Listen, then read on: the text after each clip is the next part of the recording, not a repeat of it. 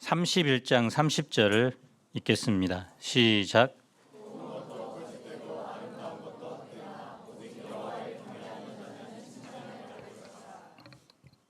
마지막 잠언 말씀입니다.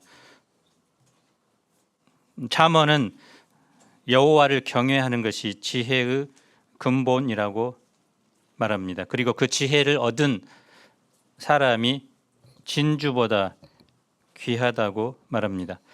잠언 말씀을 마치면서 하나님이 주신 지혜를 가지고 이제 성공적인 인생의 첫걸음을 내디딜 수 있기를 기도합니다. 제1부 아굴의 잠언. 아굴이 누구일까요? 다윗, 솔로몬, 히스기야와 같이 열왕기에도 나오지 않는 인물이죠. 엘리야, 이사와 같은 선지자도 아닙니다. 무명의 기도자입니다. 그가 이디엘과 우갈에게 말합니다.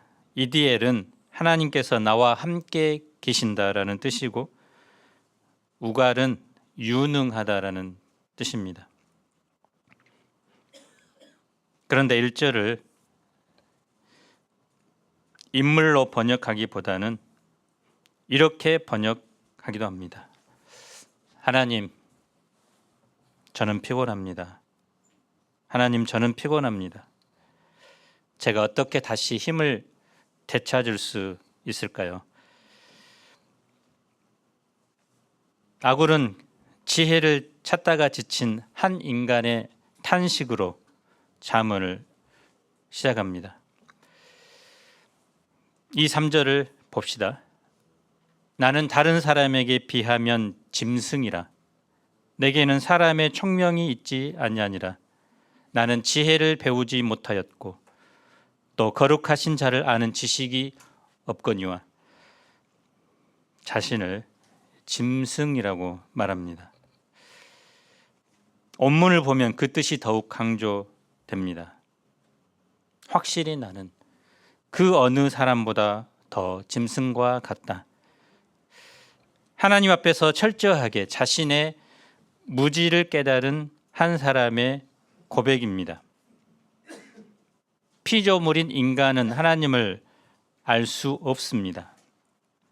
하나님은 인간의 이성과 지식과 경험의 한계에 갇혀 있는 분이 아닙니다. 그래서 우리는 성경을 읽고 연구하고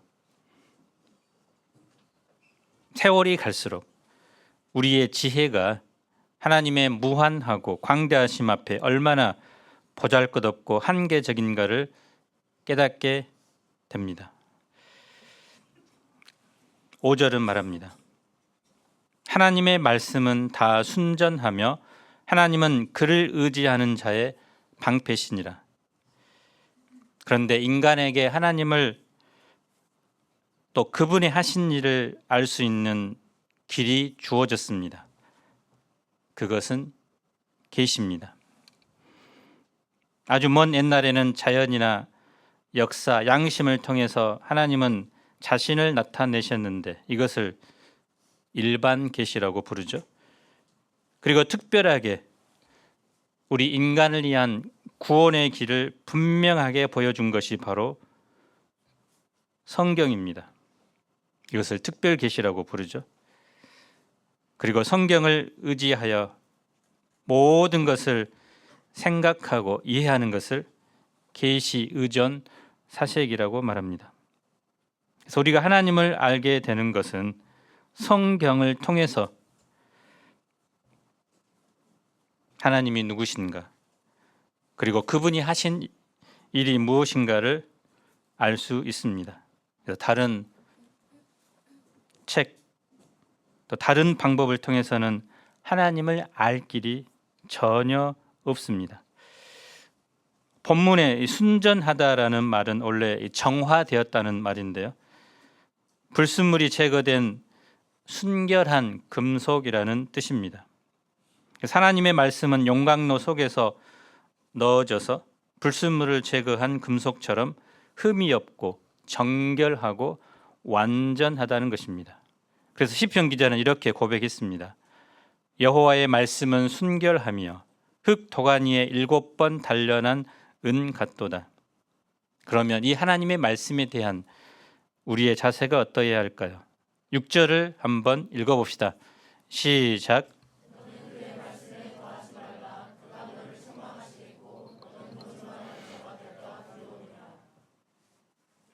하나님의 말씀에 자기의 생각을 더하거나 빼는 자는 반드시 심판을 받습니다.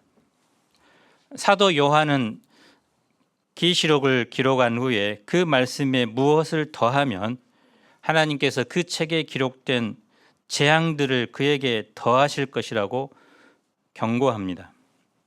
또 기록된 말씀에서 무엇을 빼면 하나님께서 생명나무와 및 거룩한 성의 참여함을 제하여 버릴 거라고 경고합니다. 그래서 하나님의 말씀은 완전하기 때문에 무엇을 더하거나 빼면 거짓말을 하는 것입니다. 자유주의 신학자들은 성경을 인간이 쓴 오류투성이 문서로 간주하고 성경을 난도질하고 성경 속의 모든 기적을 삭제해 버렸습니다. 그래서 인간의 이성을 성경 위에 두고 판단한 것입니다. 이단들은 어떻습니까? 성경 외에 다른 경전을 추가하죠. 그런데 하나님의 말씀은 순결하고 그 자체로 완전합니다. 그래서 하나님의 말씀은 우리가 믿고 순종해야 할 대상이지 결단코 가감할 대상이 아닙니다. 이제 유명한 아굴의 기도를 읽어봅시다. 7절로 9절입니다. 시작.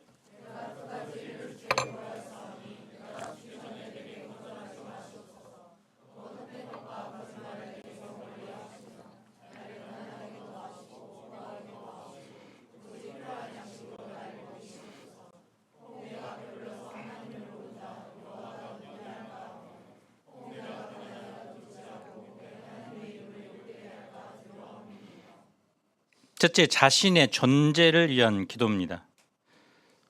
헛된 것은 진실하지 못한 인격, 또 바라보아야지 않아야 할 것을 바라보는 것입니다. 거짓말은 속임수와 거칠애, 또 지키지 못할 약속을 가리킵니다.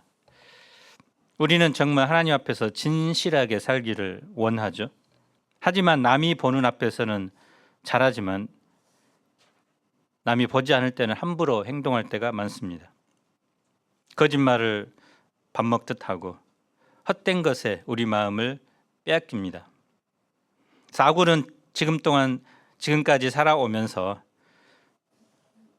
자신이 언제 넘어질지 모르는 연약한 존재임을 깨닫고 하나님께 헛된 것과 거짓이 자신을 점령하지 못하도록 기도했습니다. 그래서 거짓과 위선에서 벗어나 진실한 삶을 살게 해달라고 기도한 것입니다. 둘째로는 이 삶의 조건을 위해서 기도합니다. 오직 필요한 양식으로 나를 먹여달라. 이 말은 나에게 정해진 몫의 빵을 음식으로 내게 주소서. 예수님께서 가르치신 일용할 양식, 주기도문의 그 부분과 같습니다. 사람은 간사해서 많은 물질을 소유하면 반드시 자만에 빠지고 또 자기 능력으로 무엇을 할 수 있는 것처럼 생각하고 하나님에게서 멀어지게 됩니다. 반대로 지나치게 가난하게 돼도 비굴해지고 당당함을 잃어버립니다. 아굴은 이러한 인간의 특성을 잘 알았습니다. 그래서 자신의 분수를 넘는 부를 원하지 않았습니다. 다만 살아가기에 필요한 양식을 달라고 기도한 것입니다. 15절로 33절은 숫자로 된 잠언들이 기록되어 있기 때문에 숫자 잠언이라고 불립니다. 15절 상반절을 봅시다. 거머리에게는 두 딸이 있어 다오 하느니라. 두 딸이 누군가요? 이 거머리에게 붙어 있는 강한 흡입력을 가지고 있는 두 개의 빨판, 이 흡입관을 말합니다. 거머리는 어떤 동물에 접촉한 뒤 빨판에 달린 날카로운 이빨로 피부에 파고들어 상처를 냅니다. 그리고 마취력이 있는 히루딘이라는 물질을 분비한 후 동물이 알아차리지 못하게 한 뒤 피를 빨아먹습니다. 저도 시골에서 과거에 농사를 부모님 따라서 지었던 적이 있는데요. 항상 이 거머리 때문에 두려움이 많았습니다. 그래서 모를 심고 나면 항상 거머리가 몇 마리 이제 붙어 있죠. 근데 거머리가 마치 죄를 묻히고 이제 피를 빨기 때문에 그걸 전혀 느끼지 못하고 이제 눈으로만 이제 거머리가 붙어 있구나. 이제 그때 보고 이제 떼어냅니다. 짐승들은 배가 부르면 다른 짐승을 건드리지 않죠. 근데 거머리는 자기 몸무게의 5배나 되는 피를 빨아먹어도 만족하지 않습니다. 이처럼 아무리 많은 것을 가져도 만족할 줄 모르는 4가지가 있습니다. 먼저는 수월입니다. 무덤 또는 지옥을 말합니다. 그래서 무덤은 죽은 자를 삼키고 또 삼켜도 도무지 만족할 줄 모르고 계속해서 더 많은 생명을 요구합니다. 아이 베지 못한 태는 끝없이 아이를 갖기를 원하지만 그 뜻을 이루지 못하고 더욱더 강렬한 소원을 갖게 됩니다. 땅은 아무리 많은 물을 부어도 모두 삼켜버립니다. 불은 아무리 많은 것을 태워도 계속해서 더 많은 땔감을 요구합니다. 이처럼 사람의 욕심은 아무리 많은 것을 가져도 만족하지 않고 계속해서 더 많은 것을 요구합니다. 사람이 왜 이런 만족하지 않는 욕망을 갖게 되었을까요?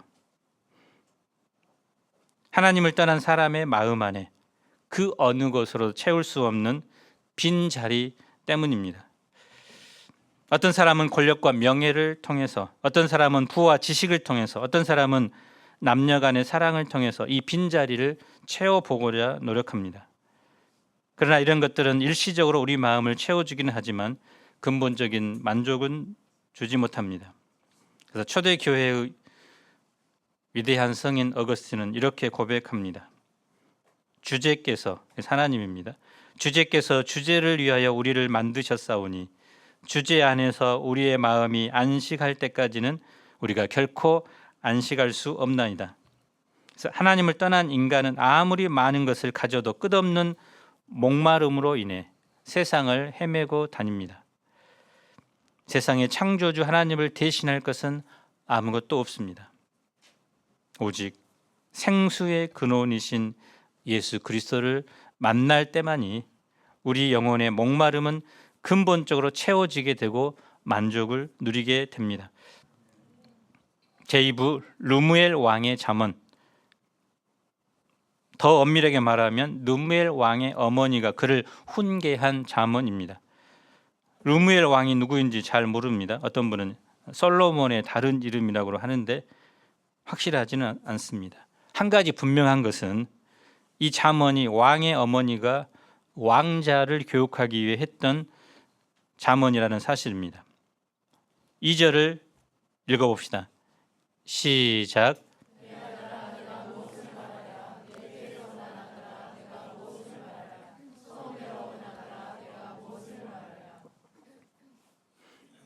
내 아들아, 3번이나 반복합니다. 내 태에서 난 10달 동안 태 속에서 품었던 아들이죠. 또 소원대로 얻은 아들입니다. 어머니가 오랫동안 임신하지 못했던 것 같습니다. 한나처럼 소원하고 은혜로 얻은 아들입니다. 그 아들에게 들려주는 잠언이라 간절할 수밖에 없겠죠. 어머니는 아들에게 3가지를 말합니다. 첫째는 성적 방종에 빠지지 말라고 권면합니다. 3절을 우리 결혼하지 않은 형제들이 한번 읽어봅시다. 시작.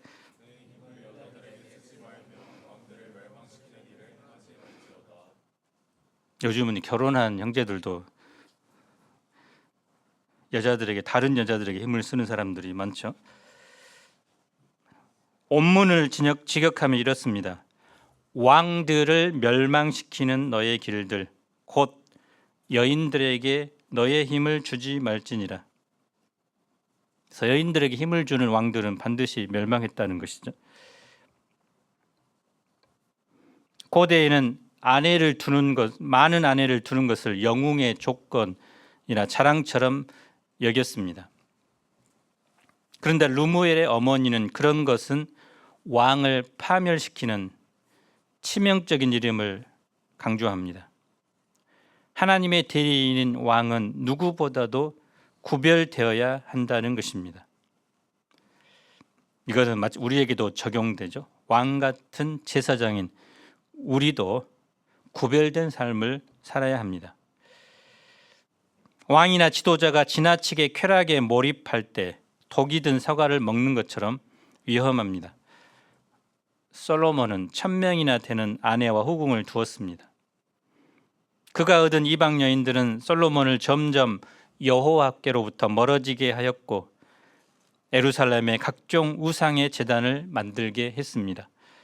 결국 솔로몬 이후 부강한 나라가 이제 둘로 쪼개지게 됩니다. 하나님은 이미 모세를 통해서 이스라엘 왕은 재물과 말과 아내를 지나치게 많이 두지 말라고 경고했습니다. 그래서 우리 어머니들도 사랑하는 자녀들에게 성적 이 방종에 빠지지 말라고 계속해서 권면해야 되겠죠. 둘째는 술을 멀리하라고 권면합니다. 4절을 봅시다. 술을 마시지 않는 분들이 이 말씀을 한번 읽어봅시다. 시작.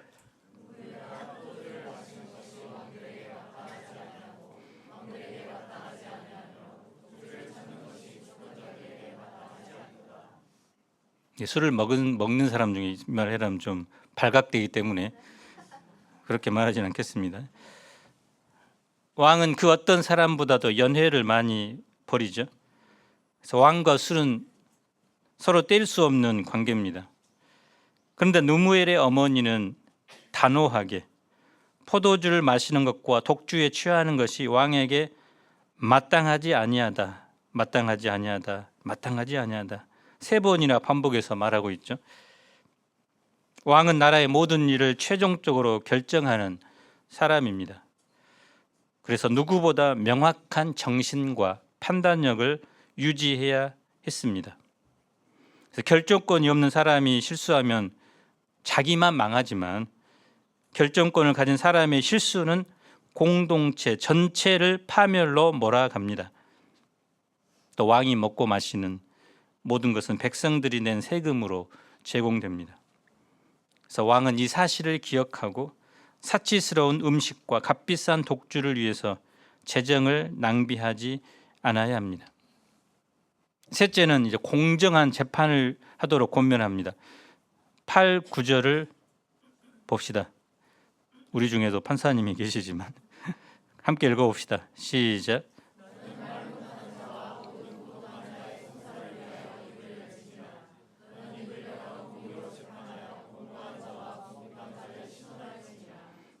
말 못하는 자는 언어 장애인이 아닙니다. 지금은 사라졌지만 예전에 법원 앞에는 대서소라는 것이 있었습니다. 글을 대신 써주는 곳이라는 뜻입니다. 그때는 배운 사람도 적고 또 법원에서 쓰는 용어가 생소했기 때문에 여러 법률 문서를 대신 작성해 주었다고 합니다. 고독한 자는 법적인 문제로 누군가의 도움을 받아야 하는데 변호사를 이제 대령해야 되는데 아무데도 기댈 곳 없는 사람이라고 할 수 있습니다. 그래서 말 못하는 자와 고독한 자는 법정이나 사회적 관계에서 자신의 권리를 제대로 주장할 수 없는 사회적 약자를 가리킵니다. 그래서 이런 사람들을 위한 왕의 공정한 재판은 왕의 역할 중에서도 가장 기본적이고도 중요한 일이었습니다. 르무엘 왕의 어머니는 왕이 이러한 사람들을 위해서 입을 열어서 그들을 변호하라고 합니다. 또한 입을 열어서 공의로 재판하고 권고한 자와 궁핍한 자를 돌아보도록 부탁합니다. 그래서 지도자는 불쌍한 자들을 잊지 않고 항상 관심을 가지고 그들이 어려움을 당하지 않도록 돌보아 주는 것입니다. 그래서 하나님의 대리자로서 그런 사회적 약자들을 돌보도록 세우신 자입니다. 책상에 앉아서 머리로만 백성을 생각하지 않고 직접 발로 현장을 뛰면서 그들이 지금 무엇을 원하고 무엇이 필요한지 찾아내어 이를 정책에 반영하라는 것입니다. 이런 일은 하나님의 자녀도 마찬가지입니다. 하나님의 자녀들은 세상에 사는 가난한 이웃들을 항상 기억하고 또 능력이 허락하는 범위 내에서 최선을 다해서 그들을 돕고 섬겨야 합니다. 이제 마지막으로 10절부터 31절은 현숙한 여인에 대해서 나옵니다. 모두 22절인데 히브리어 알파벳이 22개입니다. 그래서 처음부터 이제 알파벳 형식으로 첫 글자 알렙부터 이제 시 형식으로, 그래서 이것은 이제 현숙한 여인의 시라고도 불리죠. 알파벳의 첫 글자를 따서 시를 쓴 것은 쉽게 기억할 수 있도록 한 것입니다. 우리 10절을 우리 형제들이 한번 읽어봅시다. 시작.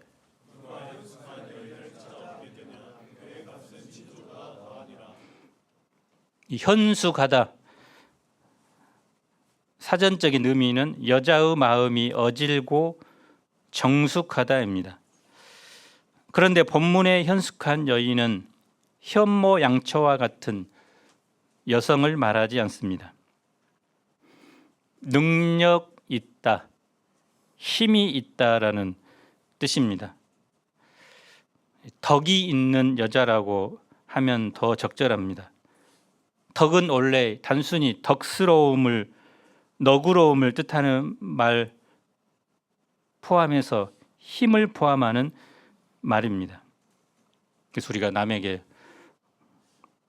당신 덕분이에요, 부모님 덕분이에요, 이 말 할 때 당신 정말 너그럽네요, 이 말만 포함한 것이 아니라 이제 힘을 발휘해서 도와줬을 때 이런 말을 많이 합니다. 이 말은 11절부터 나오는 여러 가지 일들을 감당할 능력과 덕을 지닌 여인을 의미합니다. 그래서 이러한 여인은 진주보다 더 가치가 있다고 말합니다. 그래서 세상에 어떤 값진 것보다 더 귀하다는 것입니다. 미련한 여인이 가정에 들어오면 그때부터 다툼이 끊어지지 않습니다. 남편은 수치를 당하고 자녀들은 문제아가 되어 밖으로 나돌아다닙니다. 그런데 지혜로운 여인이 가정에 들어오면 온 가족이 살고 후손까지 복을 받습니다. 그래서 보석과 금과 은을 구하는 것보다 현숙한 여인을 얻는 것이 더 귀중합니다. 잠언 19장 14절은 이렇게 말합니다. 슬기로운 아내는 여호와께로 말미암느니라. 하나님께서 친히 슬기로운 아내를 허락하셨다는 것이죠. 지혜로운 여인은 매사에 지혜롭게 처리하기 때문에 그녀의 남편은 그녀를 믿고 신뢰합니다. 그녀의 근면과 일로 인해서 가정의 산업이 번영하게 됩니다. 현숙한 여인은 살아있는 동안 항상 남편에게 선을 행하고 누가 되는 일을 하지 않습니다. 그래서 이런 여인과 결혼한 남자는 모든 것을 얻는 자이지만 그렇지 않는 자는 모든 것을 잃은 자입니다. 현숙한 여인의 구체적인 모습이 어떠할까요? 첫째, 부지런합니다.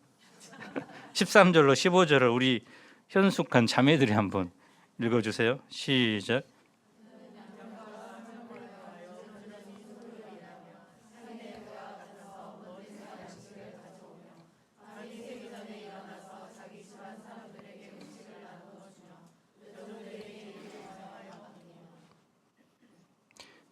현숙한 여인은 입으로만 말하거나 손가락만 움직이며 시키지 않고 스스로 자기 손으로 열심히 일합니다. 당시 지중해 해상 무역은 페니키아 상인들이 주도했는데 이스라엘 남자들도 나서지 않는 분야인데 양식을 먼 데서 가져온다는 것은 그만큼 진취적이었음을 의미합니다. 그리고 그것을 가족들과 집안에서 일하는 사람들과 함께 나눕니다. 둘째는 재정 운영을 잘합니다. 16절로 18절입니다. 땅을 사고 파는 일은 남자의 몫이었습니다. 그런데 현숙한 여인은 그 일은 물론 사업 수완도 뛰어나서 허리를 묶고 늦은 시간까지 영업을 합니다. 셋째는 가족과 이웃을 배려합니다. 19절로 21절입니다. 새벽부터 밤 늦게까지 가족을 위해서 남자는 이제 셔터맨인가요? 놀고 먹는. 눈이 와도 염려하지 않도록 홍색 옷, 요즘 말로 하면 롱 패딩을 준비해서 입게 합니다. 자기 가족뿐만 아니라 이웃의 필요를 외면하지 않고 도와줍니다. 넷째는 남편과 자녀들을 빛나게 해줍니다. 22절로 29절입니다. 성문은 공적인 일을 의논하고 재판을 하는 곳인데요. 남편이 성문에 앉았다고 하는 것은 사회적으로 성공을 했다는 의미입니다. 자녀들이 어머니에게 감사하는 것은 그녀가 자녀들을 잘 양육했다는 뜻입니다. 그런 아내를 향해서 남편은 최고의 칭찬을 합니다. 덕행 있는 여자가 많으나 그대는 모든 여자보다 뛰어나다. 잠언은 이렇게 막을 내립니다. 30절, 31절을 우리 함께 읽어봅시다. 시작.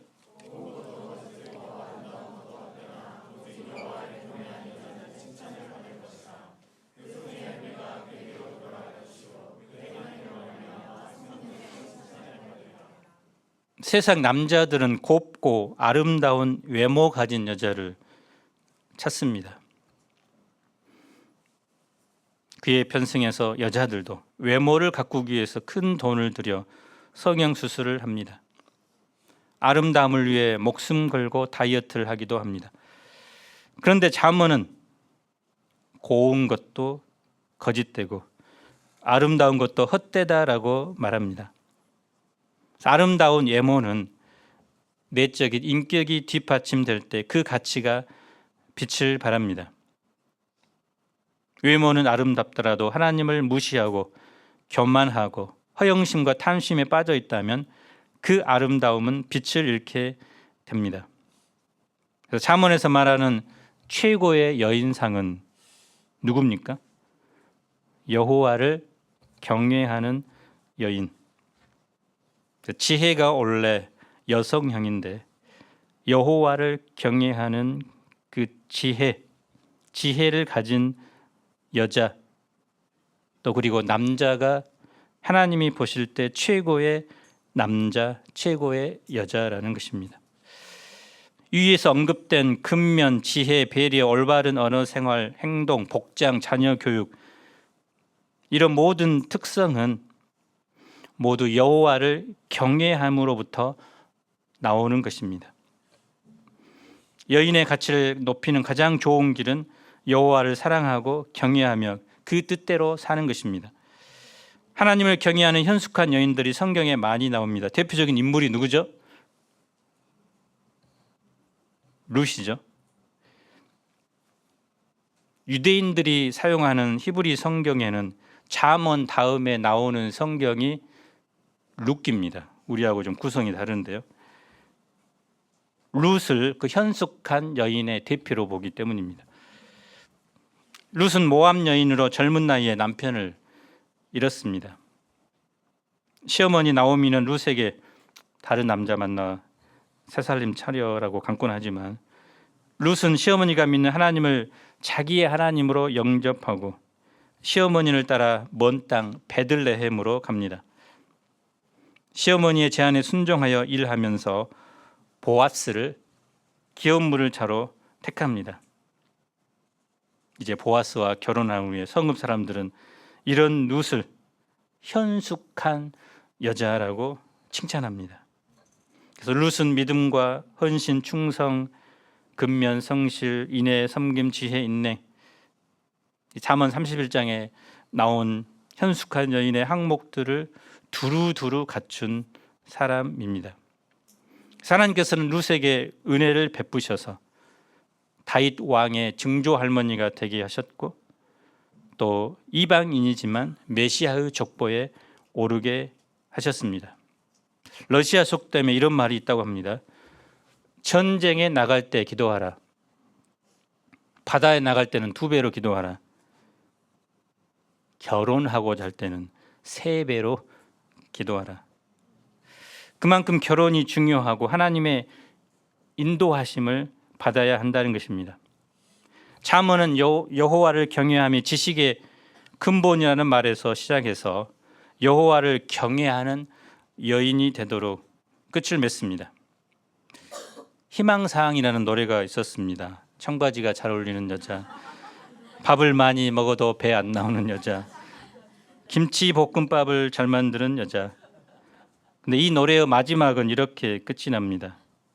여보세요, 날 좀 잠깐 보세요. 희망사항이 정말 거창하군요.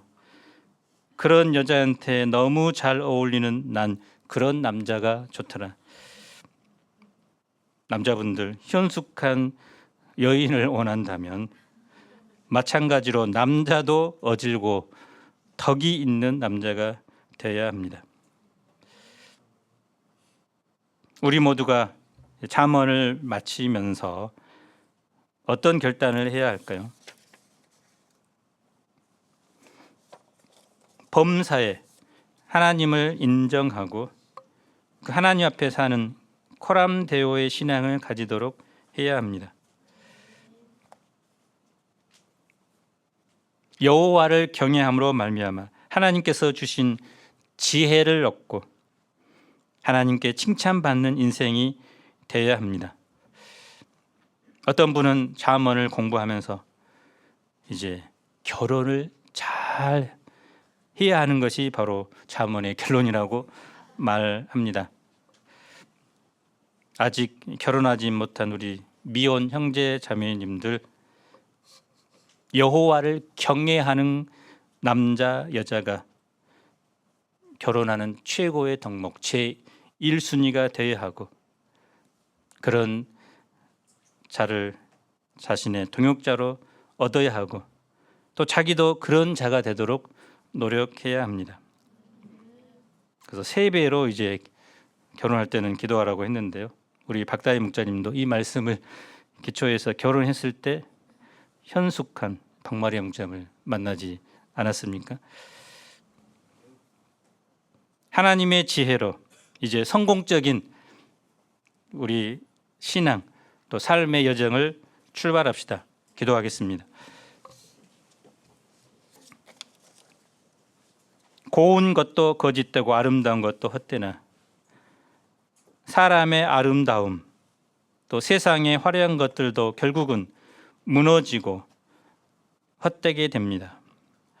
그러나 여호와를 경외하는 사람, 여호와를 경외함으로 말미암아 지혜를 가진 사람은 하나님께 영원토록 칭찬을 받는 사람이 됩니다. 우리가 정말 하나님을 경외하고 범사의 하나님을 인정함으로 하나님께서 주시는 지혜를 덧입고 이제 문제 많은 세상에서 이 하나님이 주신 지혜로 이겨내고 극복하고 승리하는 저희가 되도록 축복해 주시기를 간절히 기도합니다. 여호와를 경외하는 여자, 여호와를 경외하는 남자로 하나님 앞에 쓰임 받을 수 있도록 축복하여 주옵소서. 예수님 이름으로 기도합니다. 아멘.